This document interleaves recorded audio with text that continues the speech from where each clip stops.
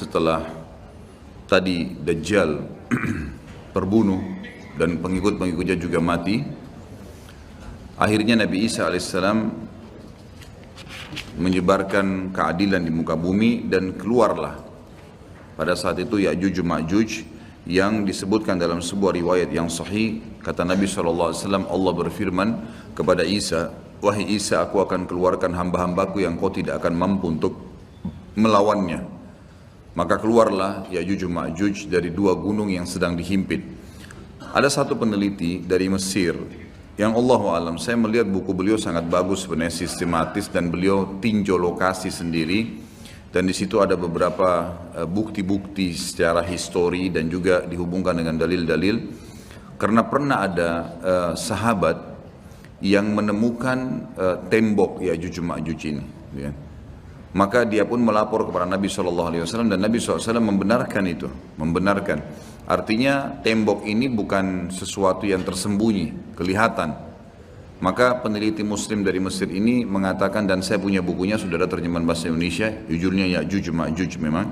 Dia memastikan tembok itu sebenarnya adalah tembok Cina, yang berada di Cina sekarang dan memang menyambung antara dua gunung yang besar. Kata Nabi SAW, kecelakaanlah bagi suku Arab karena sudah terbuka dari lubang Ya'juj Ma'juj seperti ini. Ketemukan antara jari tengah beliau dengan ibu jari. Artinya mereka sudah bisa melihat. Dalam riwayat yang lain dikatakan bahwasanya Ya'juj Ma'juj setiap hari menggali gunung itu, berusaha untuk keluar. Tapi mereka pada saat tiba malam hari karena kecapean mereka istirahat, Allah Subhanahu wa taala tutup kembali gunung itu. Sehingga besok mereka memulai lagi dari awal. Sampai nanti di saat waktunya mereka dikeluarkan oleh Allah Subhanahu wa taala. Sampai saatnya nanti mereka dikeluarkan oleh Allah Subhanahu wa taala. Jadi memang cerita tentang mereka ini akan keluar disampaikan dalam banyak riwayat. Kemudian setelah itu mereka akan keluar dengan hikmah Allah Subhanahu wa taala, dan Isa alaihissalam menyelamatkan dirinya bersama orang-orang beriman di atas gunung. Dan ada beberapa riwayat menyebutkan di Gunung Tur, ya. Gunung Tur ini ada di Palestina kalau tidak salah, dan ada surah At-Tur menjelaskan masalah itu. Ya, yang jelas Isa alaihissalam di atas gunung, dan akhirnya Ya'juj Ma'juj mulai membuat kerusakan di muka bumi. Allah Subhanahu wa taala menceritakan tentang mereka panjang lebar dalam banyak ayat Al-Quran.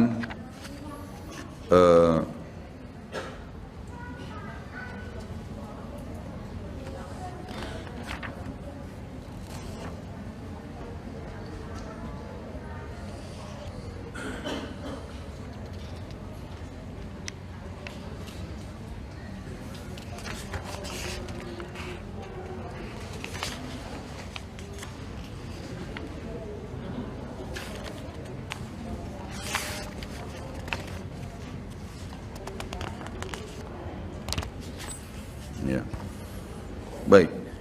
Yang jelas diceritakan dalam Al-Quran tentang cerita mereka Ya'juj Ma'juj ini, dan mereka akan keluar tepatnya di surah Al-Anbiya ayat 96 sampai 97. Dan yang pegang buku ada di halaman 82 itu. A'udzubillahi minasyaitonirrajim, hatta idza futihat Ya'juj Ma'juj hum min kulli hadabin yansilun waqtarabal wa'dul haqqu fa idza hiya syakhisatun absarul ladina kafaru ya wailana qad kunna fi ghaflatin min hadha bal kunna zalimin. Hingga apabila dibukakan tembok Ya'juj Ma'juj dan mereka turun dengan cepat dari seluruh tempat yang tinggi, dan telah dekatlah kedatangan janji yang benar, maksudnya hari kebangkitan, maka tiba-tiba terbelalaklah mata orang-orang kafir. Mereka berkata, aduhai celakalah kami, sungguhnya kami dalam kelalaian tentang ini, bahkan kami orang-orang yang zalim. Kata para ulama tafsir, maksudnya adalah orang-orang kafir pun bingung. Dari mana nih manusia-manusia? Kenapa kok membunuh semuanya?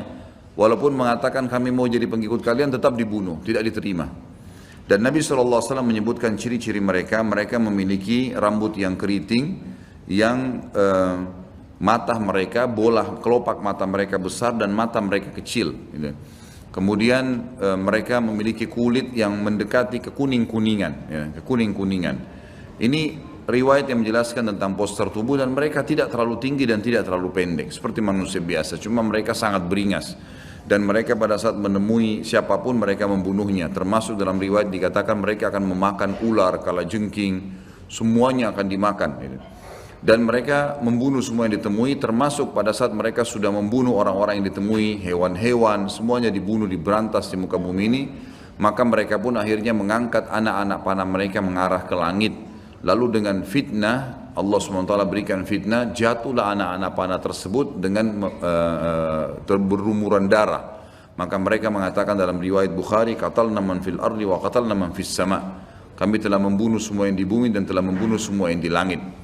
Maka mereka betul-betul membuat kerusakan di muka bumi. Maka Isa alaihissalam pada saat itu berdoa kepada Allah Subhanahu wa taala agar menghukum atau mematikan mereka, maka diijabahlah doa Nabi Isa alaihissalam. Tapi di sini Allahu alam tidak disebutkan berapa lama. Tapi ini kalau dilihat dari mereka menguasai dunia, mereka memenuhi seluruh muka bumi ini dengan penuh, ya, sampai waktu mereka mati nanti seluruh muka bumi ini kata Nabi SAW dipenuhi oleh jasad mereka. Berarti penuh luar biasa, jumlahnya banyak. Ini tidak akan memakan waktu 1 tahun 2 tahun ini, gitu. Ini akan bisa belasan mungkin puluhan tahun, Allahu alam, gitu. Sampai akhirnya mereka sudah tidak ada yang bisa menampung lagi. Maka Isa alaihissalam berdoa kepada Allah Subhanahu wa taala agar Allah mematikan mereka, dan akhirnya Allah Subhanahu wa taala mengeluarkan memberikan kepada mereka hama. Sebagian riwayat menjelaskan seperti serangga kecil yang keluar dari leher mereka, yang akhirnya membuat mereka mati semua serentak dengan satu kali mati. Semuanya tiba-tiba jatuh dan mati, dan jenazah mereka memenuhi muka bumi ini.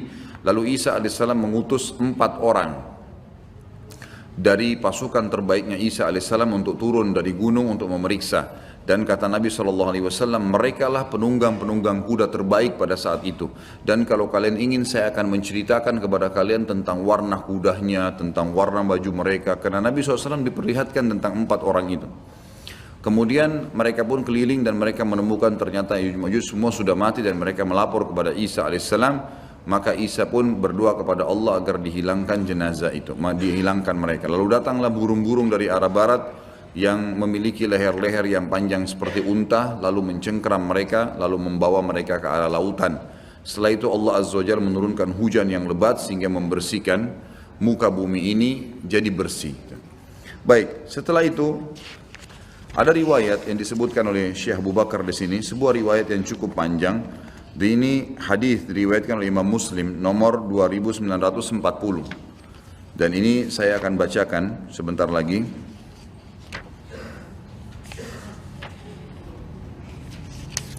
Yang bunyinya kata Nabi SAW, "Yakhruju ad-dajjalu fi ummati fayamkuthu 40. Fayab'athu Allah Isa ibn Maryam ka'annahu Urwah ibn Mas'ud fayatlubuhu fayuhlikah.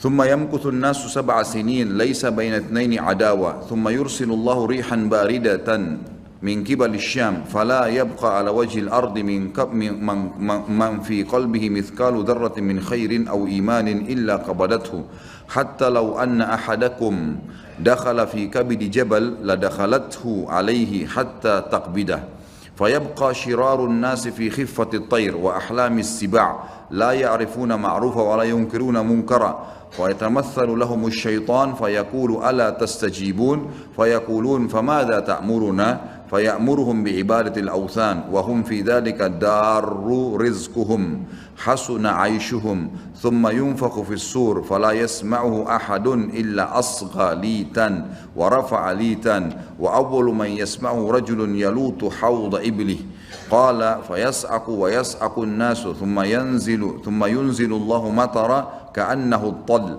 فتنبت منه أجساد الناس ثم ينفخ فيه أخرى فإذا هم قيام ينظرون ثم يقال يا أيها الناس هلم إلى ربكم وقفوهم إنهم مسؤولون sebagaimana ayat jelaskan itu ثم يقال أخرجوا بعث النار فيقال من كم فيقال من كل 1999 فذلك يوم يجعل الولدان شيبا وذلك يوم يكشف عن ساق. Artinya Dajjal akan keluar di tengah-tengah umatku dan ia akan tinggal selama 40. Ini tadi sudah saya jelaskan, sekitar ada yang mengatakan 40 tahun, ada yang mengatakan 40 tahun, tapi riwayat lain menjelaskan 40 hari, tapi hari pertamanya setahun, hari keduanya sebulan, hari ketiganya sepekan dan sisa harinya seperti hari-hari kalian. Lalu Allah membangkitkan Isa putra Maryam, ia mirip sekali dengan Urwah bin Mas'ud, ada sahabat Nabi. Maka Isa mencari Dajjal dan kemudian membunuhnya. Setelah itu manusia tinggal selama 7 tahun tanpa ada permusuhan di antara mereka. Kemudian Allah meniupkan angin dingin dari arah negeri Syam. Nah ini saya ingin jelaskan. Jadi pada saat terjadi Isa alaihissalam sudah membunuh Dajjal dan terjadi keadilan di muka bumi, kata ulama hadis, makna hadis ini adalah setelah itu Isa alaihissalam berjalan. Ada riwayat menjelaskan Isa menyebarkan, berhukum selama 40 tahun. Lalu Isa alaihissalam menjadi hakim sampai Isa alaihissalam meninggal dunia. Pada saat Isa alaihissalam meninggal dunia, maka terjadilah tanda-tanda kiamat yang lain, yang tadi, gitu kan, yang sudah saya sebutkan urutannya. Setelah Isa alaihissalam meninggal, Ya'juj Ma'juj juga sudah mati, maka mulailah keluar dabbah, manusia sudah mulai lalai kembali. Kemudian keluarlah hewan melata mengingatkan, kemudian keluar kabut seluruh muka bumi, kemudian terjadi longsor, gitu kan. Kemudian keluar api dari wilayah Aden, lalu kemudian terbitlah matahari dari barat itu. Namun ada satu dari hadis ini disebutkan, pada saat terbit matahari dari barat, di sini ada kejadian lain yang ulama sebagian masukkan ke tanda-tanda hari kiamat, sebagiannya mengatakan ini bukan, cuman pelengkap. Tapi anggap kita masukkan tanda-tanda hari kiamat sehingga ini yang nomor 12. Setelah matahari terbit dari barat, yang kata Nabi SAW, pada saat itu tidak akan lagi berguna jiwa yang meminta taubat. Dalam riwayat Bukhari dikatakan, taubat akan diterima oleh Allah selama matahari belum terbit dari barat. Kata Nabi SAW dalam hadis yang saya bacakan riwayat Muslim, setelah itu manusia tinggal selama 7 tahun tanpa ada permusuhan di antara mereka. Yang dimaksud di sini adalah mereka setelah kejadian-kejadian besar, Isa alaihissalam mati, setelah 40 tahun buat keadilan, setelah Isa alaihissalam mati ada 7 tahun setelah itu lagi tambahan, jadi 47 tahun. Tapi setelah Isa meninggal 7 tahun tidak ada permusuhan di antara manusia. Kemudian Allah meniupkan angin dingin dari arah negeri Syam. Nah ini arah angin dingin, ini adalah terjadi setelah terbitnya matahari dari barat. Maka tidak seorang pun di muka bumi ini yang di dalam hatinya masih ada kebaikan atau iman, melainkan pasti angin itu merenggut nyawanya. Hingga sekiranya ada seseorang di antara kalian yang bersembunyi di rongga gunung sekalipun, niscaya angin itu akan masuk dan merenggut nyawanya. Maka yang tersisa adalah manusia-manusia jahat yang tangkas bagaikan tangkasnya burung dan binatang buas. Mereka tidak mengenal kebaikan dan tidak mengingkari kemungkaran. Jadi setelah terjadi semua tanda-tanda kiamat besar itu, maka orang-orang beriman dimatikan oleh Allah Subhanahu wa taala dengan cara ditiupkan angin dingin dari arah negeri Syam. Seluruh muka bumi orang beriman habis, Pada saat orang beriman ini habis dan sudah ada orang-orang yang tadi saya bilang mulai membangkang setelah Nabi Isa alaihissalam meninggal, dan dabbah hewan melata yang keluar itu membawa cap. Dalam hadis Bukhari dicaplah orang-orang yang beriman dan orang kafir. Berarti sudah ada orang-orang yang kafir pada saat itu. Maka matilah semua orang-orang yang beriman. Tertinggallah orang-orang yang seperti tangkasnya tadi binatang burung dan binatang-binatang buas. Mereka tidak mengenal kebaikan, apa yang Allah perintahkan, dan juga tidak mengingkari kemungkaran. Lalu syaitan datang kepada mereka berbentuk manusia seraya berkata, apakah kalian mau memenuhi ajakanku? Mereka berkata, apa yang kamu perintahkan kepada kami? Lalu syaitan menyuruh mereka menyembah berhala. Di sini sebagian ulama hadis mengatakan syaitan memperindah dengan istilah seni dan seterusnya, kemudian patung-patung itu mulai menghiasi seluruh muka bumi ini. Jadi mereka sembah. Lalu syaitan menyuruh mereka menyembah berhala, padahal harta kekayaan mereka melimpah ruah pada saat itu, dan kehidupan mereka semuanya sejahtera. Mereka sebenarnya penuh, semua luar biasa, kehidupan sangat luar biasa. Kata ulama hadis, nggak ada lagi orang miskin pada saat itu. Kemudian ditiuplah sangkakala oleh malaikat Israfil, dan tidak ada seorang pun yang mendengarnya melainkan menoleh melongokkan lehernya sambil mendengarkan. Dan orang pertama yang mendengarnya adalah seorang laki-laki yang sedang membersihkan badan untanya. Rasulullah SAW melanjutkan, lalu ia pun pingsan tersentak. Artinya mati maksudnya di sini, dan manusia pun pingsan tersentak, semuanya juga mati. Setelah itu Allah Subhanahu wa taala menurunkan hujan seperti hujan gerimis yang dengannya jasad-jasad manusia tumbuh kembali. Lalu trompet sangkakala ditiup sekali lagi, maka dengan serta-merta manusia bangkit sambil menunggu. Lalu dikatakan, hai manusia, marilah pergi menuju ke Tuhan kalian. Itulah sesuai dengan firman Allah, dan dikatakan kepada para malaikat, hentikanlah mereka, aturlah mereka di hadapan Tuhan, karena mereka akan ditanya. Setelah itu diperintahkan, keluarkanlah bagian untuk neraka. Dari orang-orang hadir ini masukkan ke dalam neraka. Dikatakan oleh para malaikat kepada Allah, dari berapa? Jika dijawab, dari setiap 1999. Itulah hari yang mana anak-anak bisa menjadi beruban, dan itulah hari di mana betis akan disingkapkan. Tapi dari saksi bahasan kita adalah masalah tadi, ya, Dajjal akan membuat kerusakan, kemudian beberapa kasus yang berhubungan dengan masalah kita ini. Tentu dari 11 tadi tanda-tanda hari kiamat ini sudah saya jelaskan secara global semuanya, dan ada tambahan lagi satu berhubungan dengan riwayat dan tidak disebutkan oleh Syekh Abu Bakar Siddiq rahimahullah, hadis-hadis sahih riwayatkan Imam Bukhari, Imam Muslim, tentang adanya dzu sakain, ya. Dzu sakain ini istilah dari seseorang dari Ethiopia, dan ulama hadis meletakkan ini bukan tanda-tanda hari kiamat, tapi termasuk rangkaian kejadian yang terjadi pada saat orang-orang sudah mulai menyembah berhala. Jadi tadi itu sebelum terjadi kiamat, orang-orang mulai menyembah berhala kembali, sampai akhirnya Allah tiupkan sangkakala. Pada saat terjadi fase itu, ada satu orang dari Ethiopia yang datang menuju ke Mekah. Lalu dia menghancurkan Ka'bah batu demi batu. Kata Nabi SAW, akan datang seseorang yang dzu sakain, maksudnya sak ini betis. Betisnya kecil sekali orang itu, saking kurusnya, dan tidak ada lagi orang menyembah Allah pada saat itu. Orang tidak tahu lagi nilainya Ka'bah. Maka tidak ada lagi orang beriman, semua sudah diambil ruhnya dengan dimatikan tadi dengan angin itu. Maka tidak ada yang tahu nilainya, dia pun datang lalu dia mencabut-cabut. Kata Nabi SAW, saya diperlihatkan oleh Allah pada saat dia mencabut-cabut bantu Ka'bah itu dan akhirnya membuatnya rata dengan tanah. Gitu kan? Ini termasuk kejadian yang terjadi pada saat memang sebelum ditiup sangkakala. Ini tambahan informasinya, gitu kan? Seperti itulah. Jadi ini tanda-tanda kiamat semua yang pasti akan terjadi sampai nanti akan dibangkitkannya manusia, gitu kan? Dalam riwayat lain, riwayat Imam Muslim nomor 2949 di halaman 89, kalau teman-teman yang pegang buku, la taqumus sa'a illa ala syirarin nas. Tidak akan pernah terjadi hari kiamat, ya, sampai, ya, kecuali pada orang-orang yang jahat, kecuali pada orang-orang yang jahat. Ada beberapa dalil yang saya akan bacakan sebagai penutup dalam bahasan kita sebelum pindah ke dalil aklinya tentunya. Tadi sampai terakhir saya baca surah An-Naml ayat 82 dan akhirnya saya hubungkan dengan tanda-tanda hari kiamat di halaman 82. Sekarang saya bacakan juga Anbiya 96-97 sudah saya bacakan tadi, Ya'juj Ma'juj.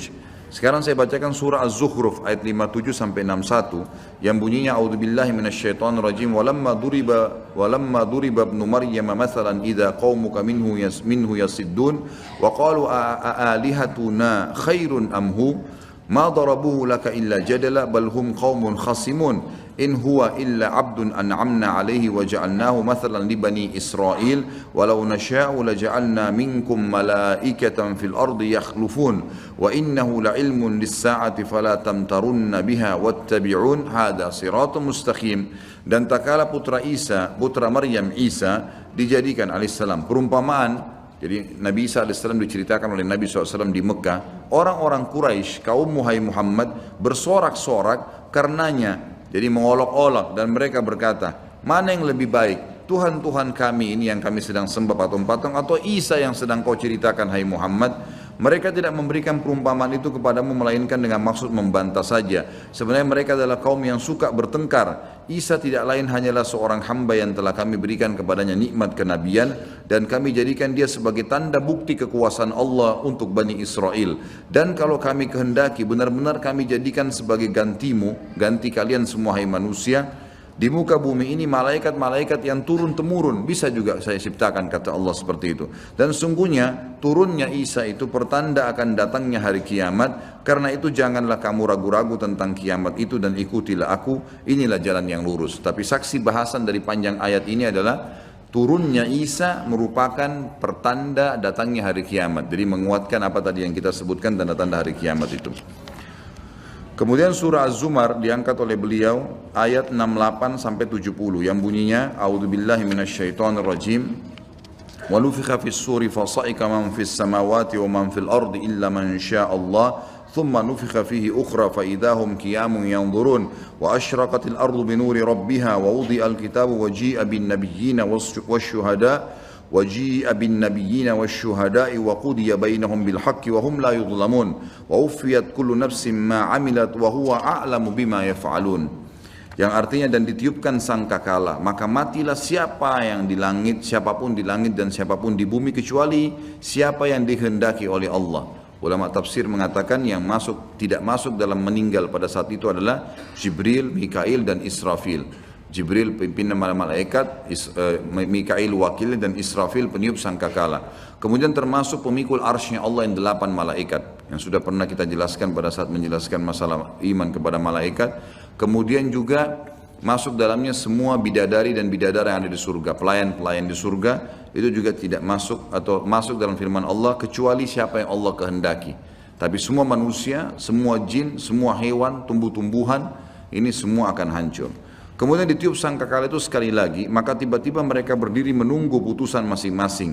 Dan terang benderanglah bumi atau padang mahsyar dengan cahaya keadilan Rabb-Nya. Dan diberikanlah buku perhitungan perbuatan masing-masing. Dan didatangkanlah para nabi dan saksi-saksi. Dan diberi keputusan antara mereka dengan adil. Sedang mereka tidak dirugikan. Dan disempurnakanlah bagi mereka disempurnakan bagi tiap-tiap jiwa balasan apa yang telah dikerjakannya. Dan Dia Allah lebih mengetahui apa yang mereka kerjakan. Tentu ini menceritakan tentang masalah ditiupnya sangkakala tadi yang pada saat selesai semua tanda-tanda kiamat besar ditiup sangkakala. Itu saksi bahasan kita.